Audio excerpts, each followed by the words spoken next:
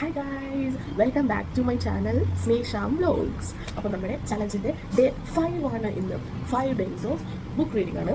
So ഞാൻ book വായിക്കാൻ തുടങ്ങിയിട്ട് ഇന്ന് 5 ദിവസമായി. അതിൻ്റെ ഇടയിൽ ഒരു സൺഡേ ഉണ്ടായിരുന്നു. സോ ഞാൻ സൺഡേ സ്കിപ്പ് ചെയ്തു. ബാക്കി ദിവസങ്ങളൊക്കെ ഞാൻ ബുക്ക് വായിച്ചിട്ടുണ്ട്. പിന്നെ എനിക്കൊരു കാര്യം പറയാനുള്ളത്, ഇപ്പോൾ വേറെ എന്തെങ്കിലും വീഡിയോസ് വ്ലോഗായിട്ട് ഞാൻ അപ്ലോഡ് ചെയ്യുന്ന ദിവസം ഞാൻ ബുക്ക് റീഡിങ്ങിൻ്റെ വീഡിയോ ഇടുന്നതല്ല. അപ്പോൾ 100 days ചലഞ്ച് കണ്ടിന്യൂ ചെയ്യും. സോ വീഡിയോ ഇടുന്ന ഡേയ്സ് ഒന്ന് റീഷെഡ്യൂൾ ആവാൻ ചാൻസ് ഉണ്ട്, ഞാൻ നേരത്തെ പറഞ്ഞുള്ളൂ. അപ്പോൾ നമുക്ക് നമ്മുടെ വ്ലോഗിലേക്ക് കിടക്കാം. അപ്പോൾ ആദ്യമായിട്ട് എൻ്റെ ചാനൽ കാണുന്നവർ എന്നെ സബ്സ്ക്രൈബ് ചെയ്ത് സപ്പോർട്ട് ചെയ്യുക. എൻ്റെ വീഡിയോസ് കണ്ടിട്ട് ഇഷ്ടമാണെന്നുണ്ടെങ്കിൽ ലൈക്ക് ചെയ്യുക. നിങ്ങൾക്ക് എന്തെങ്കിലും ഒപ്പീനിയൻസ് ഉണ്ടെങ്കിൽ കമൻറ്റ് സെക്ഷനിൽ അത് നേരിട്ട് എന്നോട് പറയാം. പിന്നെ അപ്പോൾ അതിനനുസരിച്ച് ഞാൻ ചേഞ്ചസ് വരുത്താം. പിന്നെ എനിക്ക് മൈക്കൊന്നുമില്ല, എനിക്ക് അത്യാവശ്യം ഈ സൗണ്ട് വെച്ചിട്ട് ഞാൻ പറയുന്നതാണ്. പിന്നെ ഞാൻ എഡിറ്റ് ചെയ്യുമ്പോൾ കുറച്ചുകൂടി സൗണ്ട് ഒന്ന് കൂട്ടിയൊക്കെ ഇട്ടിട്ടാണ് ഞാൻ അഡ്ജസ്റ്റ് ചെയ്യുന്നത്. സോ നമുക്ക് വഴിയെ വീഡിയോസ് കുറച്ചുകൂടി പവറാക്കാം. സോ ഞാൻ വായിക്കുന്നത് ഓഷോവിൻ്റെ ദ ബുക്ക് ഓഫ് വിമൻ എന്ന് പറയുന്ന ബുക്കാണ് കേട്ടോ. ഇത് പരിഭാഷ ചെയ്തത് KPA സമദ് എന്ന് പറയുന്ന ആളാണ്. അതിൻ്റെ സ്ത്രീ എന്ന മലയാളത്തിലുള്ള ബുക്കാണ് ഞാൻ ഇപ്പോൾ ഈ 5th day ഞാൻ വായിക്കാൻ പോകുന്നത്. സോ ഇന്നും ഞാൻ പറഞ്ഞ പോലെ നമുക്ക് പറ്റാവുന്നത്ര പേജസ് വായിക്കാൻ കവർ ചെയ്യാൻ നോക്കാം. സോ നമ്മൾ കഴിഞ്ഞ ദിവസം ഈ സ്റ്റോറി വരെ ഇതിന് മുകളിലുള്ള ഭാഗം വരെ നമ്മൾ വായിച്ച് നിർത്തിയിട്ടുണ്ടായിരുന്നു. സോ നമുക്ക് കണ്ടിന്യൂ ചെയ്യാം. അപ്പോൾ വെൽക്കം ടു സ്നേഷാം വ്ലോഗ്സ്. അപ്പോൾ ഞാൻ വായിക്കുന്ന ഒന്നാണ് ഹിസ് സ്റ്റോറി. ഖലീൽ ജിബ്രാന്റെ പ്രവാചകനെ ഒരു സ്ത്രീ അൽ മുസ്തഫയോട് വേദനയെക്കുറിച്ച് പറയാൻ ആവശ്യപ്പെടുന്നുണ്ട്. ആ ഭാഗം വായിക്കുന്നു. അതിനെ വിലയിരുത്തി പറയുമോ? സോ ഇവിടെ മുതൽ ഒരു ചെറിയ ഇന്റർവ്യൂ മോഡൽ ഒരു ക്വസ്റ്റൻ ആണ് ഇവിടെ കൊടുത്തിരിക്കുന്നത്. ഒരാൾ ഓഷോയോട് ചോദിക്കുന്ന പോലെ ഒരു ക്വസ്റ്റൻ ഇവിടെ കൊടുത്തിട്ടുണ്ട്. ക്വസ്റ്റൻ റിപ്പീറ്റ് ചെയ്യാം. ഖലീൽ ജിബ്രാന്റെ പ്രവാചകനിൽ ഒരു സ്ത്രീ അൽ മുസ്തഫയോട് വേദനയെക്കുറിച്ച് പറയാൻ ആവശ്യപ്പെടുന്നുണ്ട്. ആ ഭാഗം വായിക്കുന്നു. അതിനെ വിലയിരുത്തി പറയുമോ? സോ നമുക്ക് കണ്ടിന്യൂ ചെയ്യാം. അപ്പോൾ ഒരു സ്ത്രീ പറഞ്ഞു, ഞങ്ങൾക്ക് വേദനയെക്കുറിച്ച് പറഞ്ഞു തരും. അൽ മുസ്തഫ പറഞ്ഞു. ഓക്കെ, അപ്പോൾ അൽ മുസ്തഫയോടാണ് ചോദിച്ചിരിക്കുന്നത് തോന്നുന്നു. നിങ്ങളുടെ വേദന നിങ്ങളുടെ ധാരണകളെ പൊതിഞ്ഞു നിൽക്കുന്ന പുറംതോട് തകരലാണ്. ഹൃദയത്തിൽ സൂര്യസ്പർശമേൽക്കാൻ ഫലബീജത്തിന് തോടുടയേണ്ടതുണ്ട്. അതുപോലെ നിങ്ങളും വേദന അറിയണം. ജീവിതത്തിലെ ദൈനംദിന അത്ഭുതങ്ങളിൽ നിരന്തരം വിസ്മയപ്പെടാൻ നിങ്ങൾക്കാകുമെങ്കിൽ നിങ്ങളുടെ ആനന്ദത്തെക്കാൾ ഒട്ടും കുറഞ്ഞ വിസ്മയമാകുകയില്ല നിങ്ങളുടെ വേദന. അപ്പോൾ വയലുകളെ കടന്നുപോകുന്ന ഋതുക്കളെ എന്ന പോലെ ഹൃദയത്തിന്റെ ഋതുഭേദങ്ങളും നിങ്ങൾ സ്വീകരിക്കും. ദുഃഖത്തിന്റെ മഞ്ഞുകാലം നിരാകുലരായി നിങ്ങൾ കണ്ടുനിൽക്കും. വേദനകൾ ഏറെയും നിങ്ങൾ സ്വയം വരിച്ചതാണ്. ഉള്ളിലെ വിഷഗ്വരം ചികിത്സയായേക്കുന്ന കൈപ്പുള്ള ഔഷധമാണത്. അതിനാൽ വിഷഗ്വരനെ വിശ്വസിക്കുക. അവൻ നൽകുന്ന ഔഷധം ശാന്ത നിശബ്ദം പാനം ചെയ്യുക. അവന്റെ കരം കടുത്തതാണെങ്കിലും അതിനെ നയിക്കുന്നത് അഗോചര ശക്തിയുടെ മൃദുകരങ്ങളാണെന്നറിയുക. അവന്റെ കോപ്പ അധരങ്ങളെ പൊള്ളിക്കുമെങ്കിലും അത് നിർമ്മിച്ചത് കുംഭാരന്റെ കണ്ണീരിൽ കുഴച്ചെടുത്ത കളിമണ്ണിലാണെന്നറിയുക. ഈ വരികൾ കാണിക്കുന്നത് ജിബ്രാനെ പോലെ ഒരു പ്രതിഭയ്ക്ക് പോലും ആഴത്തിൽ വേരോടിയ പുരുഷ മേധാവിത്വ നിലപാടിനെ മറികടക്കാൻ പ്രയാസമാണെന്നാണ്. ഇത് പറയാൻ കാരണം അൽ മുസ്തഫ നടത്തുന്ന പ്രസ്താവങ്ങൾ ഒരു വിധത്തിൽ പറഞ്ഞാൽ ശരിയാണെങ്കിലും അവ അടിസ്ഥാനപരമായ പല കാരണങ്ങളും വിട്ടുകളയുന്നുണ്ട് എന്നതാണ്. ഒരു സ്ത്രീയാണ് ചോദ്യങ്ങൾ ഉന്നയിക്കുന്നതെന്ന് അൽ മുസ്തഫ മറക്കുന്നു. അയാളുടെ മറുപടി സാമാന്യമായാണ്. സ്ത്രീക്കും പുരുഷനും ഒരുപോലെ ബാധകമായതാണ്. ഈ ലോകത്ത് സ്ത്രീ അനുഭവിക്കേണ്ടി വരുന്ന യാതനകളും വേദനകളും പുരുഷന് അറിയാനായതിനേക്കാൾ 1000 മടങ്ങ് അധികമാണ് എന്നതാണ് യാഥാർത്ഥ്യം. അതുകൊണ്ട് അൽ മുസ്തഫയുടെ മറുപടി ചോദ്യകർത്താവിനോടല്ല എന്ന് ഞാൻ പറയും. ചോദ്യകർത്താവിന് മറുപടി ലഭിക്കുന്നില്ലെങ്കിൽ ആ മറുപടി ഉപരിപ്ലവമാണ്. എത്ര തന്നെ ഗാഠമെന്ന് തോന്നിക്കുമെങ്കിലും അത്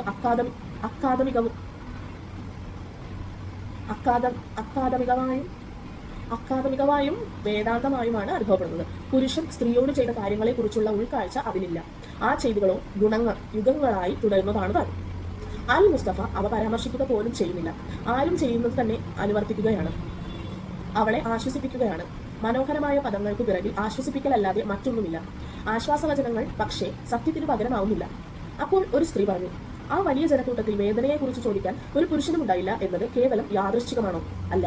വേദനയെക്കുറിച്ച് പറയാൻ സ്ത്രീ തന്നെ ആവശ്യപ്പെടുന്നതിന് ഏറെ പ്രസക്തിയുണ്ട്. കാരണം അവൾക്ക് മാത്രമേ അറിയൂ എത്രമാത്രം മുറിവുകളാണ് അവൾ പേറുന്നതെന്നും എത്രമാത്രം അടിമത്തമാണ് അവൾ അനുഭവിക്കുന്നതെന്നും. സ്ത്രീ അവളുടെ സ്വത്വത്തിന്റെ അകക്കാമ്പിൽ വേദനിച്ചു കൊണ്ടിരിക്കുകയാണ്. തന്റെ അന്തസ്സും മാനവും മനുഷ്യത്വവും തന്നെയും ഇല്ലായ്മ ചെയ്തുകൊണ്ട് വേദന ചെന്നെത്തുന്ന ആഴം ഒരു പുരുഷന് ഒരിക്കലും അറിയാൻ കഴിയുകയില്ല. അൽ മുസ്തഫ പറഞ്ഞു, നിങ്ങളുടെ വേദന നിങ്ങളുടെ ബോധത്തെ പൊതിഞ്ഞു നിൽക്കുന്ന പുറംതോട് തകരലാണ്. വളരെ വില കുറഞ്ഞ പ്രസ്താവം, ഏതു വ്യക്തിക്കും പറയാവുന്നത്. ഇത് പറയാൻ ജിബ്രാൻ വേണ്ട. ജിബ്രാനെ കുറിച്ച് ലജ്ജ തോന്നും വിധം വളരെ ഉപരിപ്ലവമാണോ പ്രസ്താവം? ഹൃദയത്തിന് സൂര്യസ്പർശമേൽക്കാൻ ഫലബീജത്തിന്റെ പുറംതോട് പൊട്ടുന്നത് പോലെ ഈ പ്രസ്താവം ഞാൻ വെറുക്കുന്നു. മനുഷ്യൻ വേദന അനുഭവിക്കണമെന്ന ആശയത്തെ പിന്തുണയ്ക്കുകയാണ് ജിബ്രാൻ. അതൊരു സാമാന്യ പ്രസ്താവമാണ്, സത്യമല്ല. ഒരു വിത്ത് ഒട്ടേറെ യാതനകളിലൂടെ കടന്നു പോകുന്നു. ആ യാതനയ്ക്കൊടുവിൽ അത് മരണം ഭരിക്കുന്നില്ലെങ്കിൽ മരം ഒരിക്കലും ഉണ്ടാകുകയില്ല, ഇലകളും പൂക്കളും ഉണ്ടാകുകയില്ല. പക്ഷേ ആയിരുന്ന അജ്ഞാതന് വേണ്ടി മരണം പുൽക്കുന്ന വിത്തിനെയും അതിന്റെ മനക്കരുത്തിനെയും ആരോർക്കുന്നു. പിറക്കാനിരിക്കുന്ന അജ്ഞാതന് വേണ്ടി മരണം പുൽകുന്ന വിത്തിനെയും അതിന്റെ മനക്കരുത്തിനെയും ആരോർക്കുന്നു. ഈ പറഞ്ഞത് ബോധത്തെ പൊതിഞ്ഞു നിൽക്കുന്ന പുറംതോടിനും ബാധകമാണ്.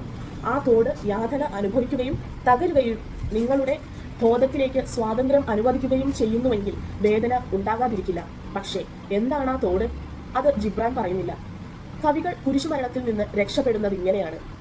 അത് അദ്ദേഹം വിശദമാക്കേണ്ടതായിരുന്നു. നിങ്ങളുടെ എല്ലാ അറിവുകളും പാകപ്പെടുത്തലുകളും ശിക്ഷണങ്ങളും നിങ്ങളുടെ വിദ്യാഭ്യാസവും സമൂഹവും സംസ്കാരവും ഇവയെല്ലാം ചേർന്നതാണ് ആ തോട്. നിങ്ങളെയും നിങ്ങളുടെ ബോധത്തെയും തടവിലാക്കുന്ന പുറംതോട്. എന്നാൽ പുറംതോട് എന്ന പ്രയോഗം കൊണ്ട് അർത്ഥമാക്കുന്നത് എന്തെന്ന് വ്യക്തമാക്കുന്ന ഒരു പദം പോലും ജിബ്രാൻ ഉപയോഗിക്കുന്നില്ല.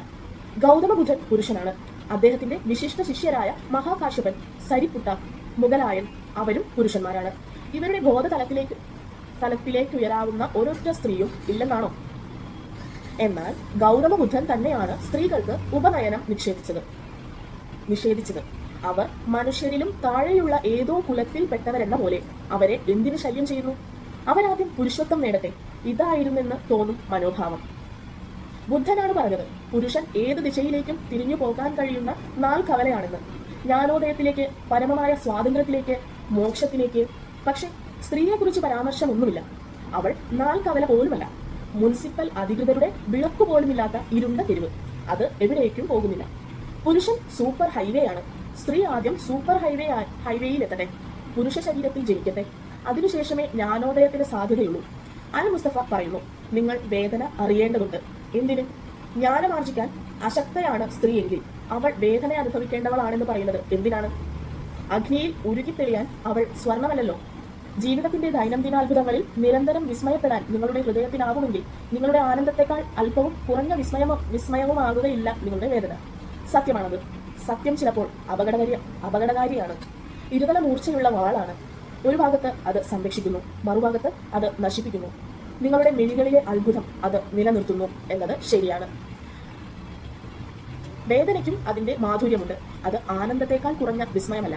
പക്ഷേ വിചിത്രമായ കാര്യം, സ്ത്രീ എപ്പോഴും കുഞ്ഞിനെ പോലെയാണെന്നതാണ്. അവളുടെ മിഴികളിൽ പുരുഷന്റേതിനേക്കാൾ കൂടുതൽ അത്ഭുതമാണ്. പുരുഷൻ എപ്പോഴും അറിവിന്റെ പിന്നാലെയാണ്. എന്താണ് അറിവ്?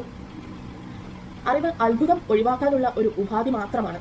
സകല ശാസ്ത്രങ്ങളും ശ്രമിക്കുന്നത് ജീവിതത്തിന്റെ നിഗൂഢത അനാവരണം ചെയ്യാനാണ്. സയൻസ് എന്ന പദത്തിനർത്ഥം അറിവാണെന്ന്.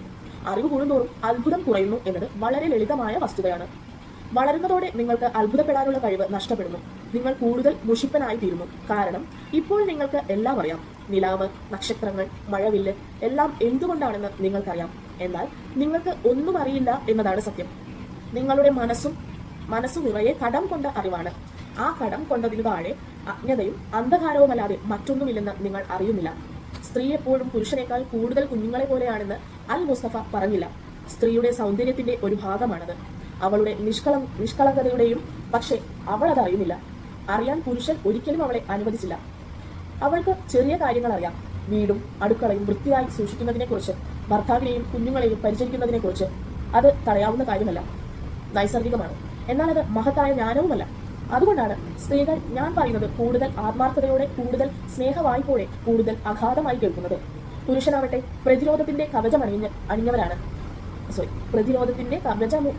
അണിഞ്ഞാണ് വരുന്നത്. വളരെ ജാഗ്രതയോടെ, സ്വാധീനിക്കുമോ എന്ന ഭീതിയോടെ, തന്റെ അറിവിനെ സാധൂകരിക്കുന്നില്ലെങ്കിൽ മനസ്സ് മുറിപ്പെട്ട്. അവനൊരു കപടപടുവാണെങ്കിൽ കേട്ടത് മുഴുവൻ തന്റെ അറിവിനൊത്ത്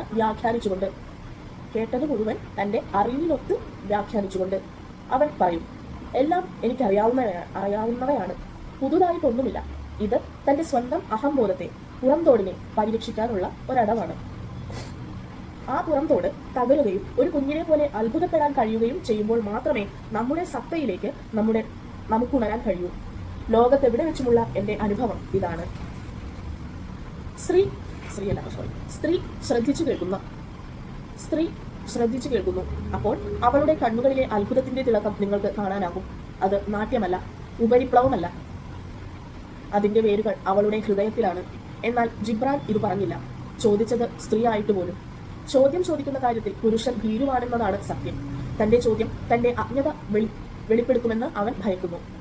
പ്രവാചകരിൽ എല്ലാ നല്ല ചോദ്യങ്ങളും ചോദിക്കുന്നത് സ്ത്രീകളാണ്. സ്നേഹത്തെക്കുറിച്ച്, വിവാഹത്തെക്കുറിച്ച്, സന്താനങ്ങളെക്കുറിച്ച്, വേദനയെക്കുറിച്ച്, മൗലികവും പരമാർത്ഥവുമായ ചോദ്യങ്ങൾ. വലിയ ചോദ്യങ്ങളാണെന്ന് തോന്നിക്കുന്നില്ല, എന്നാൽ അവയാണ് ഏറ്റവും മഹത്തായ ചോദ്യങ്ങൾ. എന്നാൽ അൽ മുസ്തഫയുടെ മറുപടി ഏതോ ഒരാളുടെ ചോദ്യത്തിനെന്ന പോലെയാണ്. ചോദ്യകർത്താവിനുള്ള ഉത്തരമല്ല അയാൾ നൽകുന്നത്. യഥാർത്ഥ ചോദ്യം ചോദ്യകർത്താവാണ് എന്നാണ് എന്റെ സമീപനം. എന്തുകൊണ്ടാണ് ഈ ചോദ്യം ഉയർത്തിയത് സ്ത്രീയാണ്, പുരുഷനല്ല എന്ന് വന്നത്? കാരണം സ്ത്രീ അടിമത്തം സഹിക്കുന്നവളാണ്. നൂറ്റാണ്ടുകളായി അവൾ വേദനയിൽ മാത്രം ജീവിച്ചു. അവളിൽ വളരുന്ന കുഞ്ഞ് അവളെ ആഹാരം കഴിക്കാൻ അനുവദിച്ചില്ല. ആഹാരം ഉപേക്ഷിക്കാനോ ഛർദ്ദിക്കാനോ ആണ് എപ്പോഴുമുള്ള തോന്നൽ. 9 മാസവും ഇത് തുടരുന്നു. അത് കഴിഞ്ഞ് പ്രസവം സ്ത്രീകൾക്ക് ഏറെക്കുറെ മരണം തന്നെയാണ്. ആ ഒരു അനുഭവത്തിന്റെ അസ്ക്യതകളിൽ നിന്ന് മോചിതയാകുമ്പോഴും അവളെ വീണ്ടും ഗർഭിണിയാക്കുകയാണ് ഭർത്താവ്. സ്ത്രീയുടെ ഒരേ ഒരു ധർമ്മം ആൾക്കൂട്ടത്തെ സൃഷ്ടിക്കുന്ന ഫാക്ടറി ആവലാണെന്ന് തോന്നും. പുരുഷനോ? അവൻ അവളുടെ വേദന പങ്കുവെക്കുന്നില്ല. അവളുടെ യാതനകളെക്കുറിച്ച് തെല്ലും വ്യാകുലപ്പെടുന്നില്ല. അവൻ ചെയ്യുന്നത് അവളെ തന്റെ വികാരങ്ങൾ ശമിപ്പിക്കാനുള്ള ഉപകരണമായി ഉപയോഗിക്കുകയാണ്. അപ്പോഴും അവൻ പറഞ്ഞുകൊണ്ടിരിക്കുന്നു, ഞാൻ നിന്നെ സ്നേഹിക്കുന്നു. അവൻ അവളെ സത്യമായി സ്നേഹിച്ചിരുന്നെങ്കിൽ ഭൂമിയിലെ ജലപ്പെരുപ്പം ഇത്രയേറെ ആവുമായിരുന്നില്ല. വയലുകളെ കടന്നുപോയ ഋതുക്കളെ നിങ്ങൾ സ്വീകരിച്ച പോലെ ഹൃദയത്തിലെ ഋതുഭേദങ്ങളും നിങ്ങൾ സ്വീകരിക്കും. എന്തും സഹിക്കാൻ തയ്യാറായാൽ അത് നിങ്ങൾക്ക് എന്തെന്നില്ലാത്ത മനഃശാന്തിയേകും. വളരെയൊന്നും നിങ്ങൾ ആശങ്കപ്പെടുകയില്ല. കാലാവസ്ഥ കടന്നു പോകുമെന്ന് നിങ്ങൾക്കറിയാം. എന്നാൽ സ്ത്രീകൾക്ക് അങ്ങനെയല്ല. അവൾക്കെന്നും ഒരു കാലാവസ്ഥയാണ് വേദന. അവളുടെ കാര്യത്തിൽ വസന്തവും വർഷവും ഹേമന്തവുമില്ല. സ്ത്രീയുടെ ജീവിതം വാസ്തവത്തിൽ വളരെയേറെ കഠിനമാണ്. ഇന്നത്തേക്ക് മതി, കാരണം ഒരുപാട് ലെങ്ത് ആയി കഴിഞ്ഞാൽ നിങ്ങൾക്ക് ശ്രദ്ധ കിട്ടില്ല. അതുകൊണ്ട് ചെറിയ വീഡിയോസ് ആയിട്ട് ഇടാം കേട്ടോ. അപ്പോൾ നമ്മൾ 22ാമത്തെ പേജിലെത്തി. നമ്മൾ 17ാമത്തെ പേജ് ആയിരുന്നു എന്ന് തോന്നുന്നു. 17 18ാമത്തെ പേജ് ആയിരുന്നു. അപ്പോൾ നമ്മൾ 22ാമത്തെ പേജിലേക്ക് കടന്നിട്ടുണ്ട്. ഈ സൈഡ് നമുക്ക് അടുത്ത ദിവസം വായിക്കാം. അപ്പോൾ കുറേയൊക്കെ തെറ്റൊക്കെ ഉണ്ട്. ആദ്യത്തെ തെറ്റ് പറ്റാത്ത. അപ്പോൾ ഇന്നത്തെ വീഡിയോ ഇത്രേ ഉള്ളൂ. ഞാൻ പറയുന്നത് മനസ്സിലാവാതിരിക്കുകയോ അല്ലെങ്കിൽ ക്ലിയർ ആവാതെ വാക്കുകളൊക്കെ ക്ലിയർ ആവുന്നില്ല അങ്ങനെ എന്തെങ്കിലുമൊക്കെ ഉണ്ടെങ്കിൽ നിങ്ങൾക്ക് കമൻറ്റ് ഇടണം കേട്ടോ. ഞാൻ കുറച്ചും കൂടി സ്ഫുടമായിട്ട് പറയാൻ നോക്കാം. പിന്നെ നാക്കൊന്നും വഴങ്ങുന്നില്ല. കുറേ ആയി ഇതുപോലെയൊക്കെ വായിച്ചിട്ട്. എനിക്കിങ്ങനെ വായിക്കുമ്പോൾ ഒരു കാമായിട്ട്, പറ്റുമെങ്കിൽ ആരും ഇല്ലാതെ എനിക്ക് മനസ്സ് തുറന്ന് ഞാൻ വായിക്കുന്നത് ഞാൻ തന്നെ കേട്ട് ചിന്തിച്ച് അങ്ങനെയൊക്കെ വായിക്കാൻ ഭയങ്കര ഇഷ്ടമാണ്. ഇവിടെ ഇപ്പോൾ എനിക്ക് അതിന് പറ്റിയ ഒരു സാഹചര്യം കിട്ടി. ഞാൻ എൻ്റെ ജോലി സ്ഥലത്താണ്. പേഷ്യൻസ് ഉണ്ട്. ഞാനൊരു ക്ലിനിക്കിലാണ് വർക്ക് ചെയ്യുന്നത്. ഇവിടെ പേഷ്യൻസ് ഉണ്ട്. പേഷ്യൻസ് ട്രീറ്റ്മെൻറ്റിന് കയറിയേക്കാണ്. തെറാപ്പിസ്റ്റുകളും എല്ലാവരും ബിസിയാണ്. അപ്പോൾ ഇന്നത്തെ വ്ളോഗ് ഇത്രയേ ഉള്ളൂ. അടുത്തൊരു വ്ളോഗിൽ നമുക്ക് വീണ്ടും കാണാം. എനിക്ക് ഇഷ്ടപ്പെട്ടു കേട്ടോ. എനിക്ക് വ്ളോഗ് എടുക്കാൻ ഇഷ്ടപ്പെട്ടു. കാരണം ബുക്ക് വായിക്കുന്നുണ്ട്. വ്ളോഗ് എടുക്കുന്ന കാരണം എനിക്ക് കുറച്ചുകൂടി ഒരു ഇൻട്രസ്റ്റിംഗ് ആയിട്ട് തോന്നുന്നുണ്ട്. ബുക്ക് വായിക്കുമ്പോൾ വ്ളോഗ് എടുക്കുന്നു. പിന്നീട് ആ വ്ളോഗ് അപ്ലോഡ് ചെയ്ത് കഴിയുമ്പോൾ ഞാൻ തന്നെ കാണുന്നു, തെറ്റുകളൊക്കെ കാണുന്നു.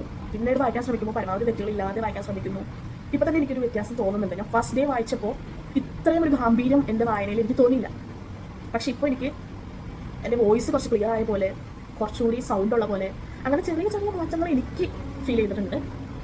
എന്തായാലും 100 ഡേയ്സ് മുമ്പ് ഈ ബുക്ക് തീരാണെന്നുണ്ടെങ്കിൽ നമുക്ക് നെക്സ്റ്റ് ബുക്ക് ഞാൻ സ്റ്റാർട്ട് ചെയ്യും. അത് എന്ന് തീരുന്നോ നിർത്തുമൊന്നുമില്ല.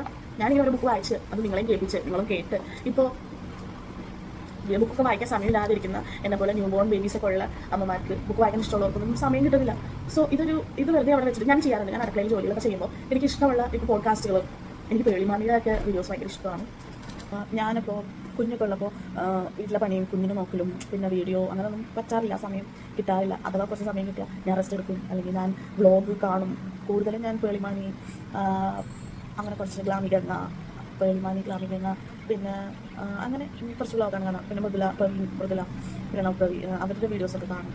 അങ്ങനെ സമയങ്ങളിൽ സോ അടുക്കളയിൽ നിന്ന് പണി ചെയ്യുമ്പോൾ ഞാൻ ഈ പോഡ്കാസ്റ്റുകളൊക്കെ ഉണ്ട്. പേളിമാണിയുടെ വീഡിയോസ് വയ്ക്കും. അത് ചിലപ്പോൾ കാണാൻ പറ്റില്ലായിരിക്കും. ഓരോരോ പണികളുടെ ഇടയിൽ ഞാനത് കേട്ടുകൊണ്ടിരിക്കും. സോ അങ്ങനെ നമുക്ക് എന്താ പറയുക, അങ്ങനെ കുറച്ച് ഇപ്പം ഞാൻ ചെയ്യുന്ന ജോലിയാണെങ്കിലും ഇത് കേൾക്കുമ്പോൾ മൈൻഡ് മാറും. എന്ന് വെച്ചാൽ സാഡാണെങ്കിൽ അല്ലെങ്കിൽ ഒരു മോട്ടിവേഷൻ വേണം, ആരുമില്ലല്ലോ ഒരു വാക്കാലെ നമ്മളൊന്ന് പുഷ് ചെയ്യാൻ, അങ്ങനെ തോന്നുമ്പോൾ ഇങ്ങനത്തെ വീഡിയോസൊക്കെ ഭയങ്കര ഹെൽപ്ഫുൾ ആയിരുന്നു. എനിക്ക് പേഴ്സണലി ഞാൻ പറയാണ്, ഭയങ്കര ഹെൽപ്ഫുൾ ആയിരുന്നു. ആരുമില്ലാത്ത സമയങ്ങളിൽ ഇതുപോലുള്ള വീഡിയോസും കാര്യങ്ങളുമാണ് എനിക്ക് സ്ട്രെങ്ത് തന്നത്. അത് എനിക്ക് നല്ല ബോധമുണ്ട്. അപ്പോൾ എന്നെ കാണുമ്പോൾ ചില സമയത്ത് എൻ്റെ ഹസ്ബൻഡിനെ കളിയാക്കുവായിരുന്നു, 24 മണിക്കൂറും നീ ഇങ്ങനെ കണ്ടുകൊണ്ടിരിക്കുകയാണ് എന്നൊക്കെ ചോദിക്കായിരുന്നു. എന്ന് വെച്ചാൽ ഞാൻ പണി ചെയ്യുന്നതിൻ്റെ ഇടയിൽ ഫോൺ എവിടെയെങ്കിലും വീഡിയോ ഞാൻ വെച്ചിട്ടുണ്ടാവും. വീഡിയോ എടുക്കാനല്ല, യൂട്യൂബ് വ്ളോഗുകൾ വെച്ചിട്ടുണ്ടാവും. അത് കേൾക്കും, ചിരിക്കും. എൻ്റേതായ ഒരു ലോകം ഞാൻ തന്നെ ക്രിയേറ്റ് ചെയ്യും. സോ അങ്ങനെയാണ് എനിക്ക് കൂടുതലൊരു എന്താ പറയുക സപ്പോർട്ട് കിട്ടിയിരുന്നത്. കാരണം എനിക്ക് വ്ളോഗ് എടുക്കണം, ഇതുപോലെ സംസാരിക്കണം, ഇതുപോലെ ഒരു ദിവസം എന്തെങ്കിലും ഒരു ദിവസം ഞാൻ പറയുന്നത് കേൾക്കാൻ, അല്ലെങ്കിൽ ഞാൻ വെയിറ്റ് ചെയ്യാറുണ്ട് എപ്പോഴാണ് വീഡിയോ വരാം, കമ്മിങ് സൂൺ എന്നൊക്കെ പറയുമ്പോൾ എനിക്ക് പിന്നെ സമാധാനമില്ല. പ്രത്യേകിച്ച് പേളിമണിയുടെ വീഡിയോസ് കമ്മിങ് സൂൺ എന്നൊക്കെ പറയുമ്പോൾ എനിക്ക് ഇതൊക്കെ വരും പിന്നെ മറന്നു. പിന്നെ ഞാൻ എൻ്റെ ഫീഡ് യൂട്യൂബ് തുറക്കുമ്പോൾ തന്നെ എൻ്റെ ഫീഡിൽ ഞാൻ ഡെയിലി അല്ല, ഞാൻ എപ്പോഴും വാച്ച് ചെയ്യുന്നതുകൊണ്ട് ഞാൻ കാണുന്ന ആൾക്കാരുടെ എന്താ താഴെ ഉണ്ടാവും, ഫസ്റ്റ് തന്നെ കിടപ്പുണ്ടാവും, അപ്പോൾ തന്നെ കാണും. അങ്ങനെ അത് കാരണം അപ്പോൾ ഞാൻ പറയാൻ എന്തെങ്കിലും ഒരു ദിവസം ഇതുപോലെ ഇങ്ങനെ സംസാരിക്കുമ്പോൾ എൻ്റെ വീഡിയോസും ആരെങ്കിലും ഒരാളെങ്കിലും കണ്ട് ഒന്ന് പുഞ്ചിരിയ മുഖത്ത് വന്നാൽ, അല്ലെങ്കിൽ ഒന്ന് ചിന്തിച്ചാൽ, അല്ലെങ്കിൽ ഞാൻ പറയുന്നതൊന്ന് കേൾക്കാൻ ആരെങ്കിലും നിൽക്കുന്നുണ്ടെങ്കിൽ അത് തന്നെ എനിക്കൊരു വലിയ കാര്യമാണ്. എന്തെങ്കിലും അങ്ങനെയൊക്കെ ഉണ്ടാവുമായിരിക്കും, അറിയില്ല. ഇപ്പം ഞാൻ പറയുന്നതും എൻ്റെ സംസാരവും ഞാൻ ചെയ്യുന്നതും ഇഷ്ടമല്ലാത്തവരും ഉണ്ടാകും. നിങ്ങൾക്ക് എന്താണോ ഇഷ്ടം, നിങ്ങൾക്ക് എന്താണോ ഹാപ്പിനെസ് തരുന്നത് അതിൻ്റെ നേരെ പോവുക, അതിനെ അന്വേഷിച്ച് പോവുക, അത് കണ്ടുപിടിക്കുക, നേടിയെടുക്കുക. നമുക്കിപ്പോൾ ഇഷ്ടമല്ല, അപ്പോൾ എൻ്റെ വീഡിയോ ഇഷ്ടമല്ലെങ്കിൽ കാണണ്ട, ഞാൻ നിർബന്ധിക്കുന്നില്ല ആരെ. നിങ്ങൾക്ക് ഇഷ്ടമല്ലെങ്കിൽ സ്കിപ്പ് ചെയ്യുക, അല്ലെങ്കിൽ ബാക്ക് അടിക്കുക, അല്ലെങ്കിൽ സബ്സ്ക്രൈബ് ചെയ്യേണ്ട. അപ്പോൾ നിങ്ങളുടെ ഓരോരുത്തരുടെ പേഴ്സണൽ ഇഷ്ടങ്ങളാണ്, അതൊക്കെ എന്തെങ്കിലും ആയിക്കോട്ടെ. അപ്പോൾ എൻ്റെ വീഡിയോസ് ഇഷ്ടപ്പെടുന്നവരുണ്ടെങ്കിൽ നിങ്ങൾക്ക് എന്തെങ്കിലും എന്നോട് പറയാൻ കമൻറ്റായിട്ട് ഇടാം, ലൈക്ക് ചെയ്യാം, ഡിസ്ലൈക്ക് ചെയ്യാം, ഇഷ്ടമല്ലെങ്കിൽ കേട്ടോ. അപ്പോൾ നിങ്ങളുടെ ഇഷ്ടം. അപ്പോൾ ഞാൻ എൻ്റെ വ്ളോഗ് നിർത്താൻ കൂടുതൽ വലിച്ച് മീറ്റിംഗ് നിങ്ങൾ ഓർക്കുന്നില്ല. അപ്പോൾ അടുത്ത വ്ളോഗിൽ കാണാം. പിന്നെ എന്നും ഇങ്ങനെ ബുക്ക് തന്നെ വായിച്ചിട്ട് കഴിഞ്ഞാൽ നിങ്ങൾക്ക് അത് ഇൻട്രസ്റ്റിംഗ് ആയിട്ട് തോന്നില്ല എന്ന് എനിക്കറിയാം. വേറെ എന്തെങ്കിലും വ്ളോഗ്സ് ഒക്കെ ഞാൻ ഉൾപ്പെടുത്താൻ ശ്രമിക്കാം. കുറച്ച് എന്താ പറയുക, ഒരു ടൈം ടേബിൾ വന്നിട്ടില്ല, അതിൻ്റെ കുറച്ച് പ്രശ്നങ്ങളുണ്ട്. ജീവിതവും ഞാനും തമ്മിലൊരു മൽപ്പിടുത്തത്തിലാണ്. സമയവും എല്ലാം കൊണ്ടും ഇപ്പോൾ ഒരു ജീവിതം അത്ര ഞാൻ ഉദ്ദേശിക്കുന്ന ഒരു ട്രാക്കിലൂടെ അല്ല പോകുന്നത്. അതിൻ്റെതായ കുറച്ച് പ്രശ്നങ്ങളുള്ളതുകൊണ്ട് എനിക്ക് വീഡിയോ എടുക്കാൻ പറ്റാറില്ല. അതിനുള്ളൊരു എന്താ പറയുക, എല്ലാം ശരിയാവും, ഒരു ദിവസം എല്ലാം ശരിയാവും, അത്ര തന്നെ. അപ്പോൾ അടുത്ത വ്ളോഗിൽ കാണാം. Bye, signing off from Sneha vlog.